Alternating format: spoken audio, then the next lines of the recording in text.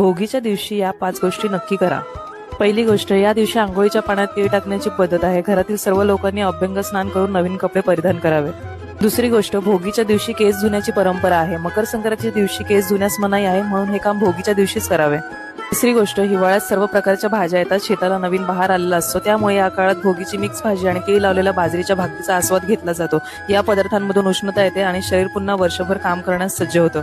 चौथी गोष्ट, या दिवशी उपभोगाचे आणि आनंदाचे प्रतीक असलेल्या देवराज इंद्रांची पूजा केली जाते. भोगीला लोक जुन्या आणि दुर्लक्षित गोष्टी टाकून देतात आणि नवीन गोष्टींवर लक्ष केंद्रित करतात, ज्यामुळे बदल किंवा परिवर्तन होते. पहाटेच्या वेळी लोक लाकूड, इतर घन इंधन किंवा घरातील लाकडी फर्निचरसह शेकोटी पेटवतात, जे यापुढे उपयुक्त नाहीत. पाचवी गोष्ट, मकर संक्रांतीच्या दुसऱ्या दिवशी किंक्रांत असते. देवीने मकर संक्रांतीच्या दुसऱ्या दिवशी किंकर नावाच्या दैत्याला मारले होते, त्यामुळे हा दिवस किंक्रांत म्हणून पाळला जाऊ लागला. या दिवसाला करी दिन असेही ओळखले जाते.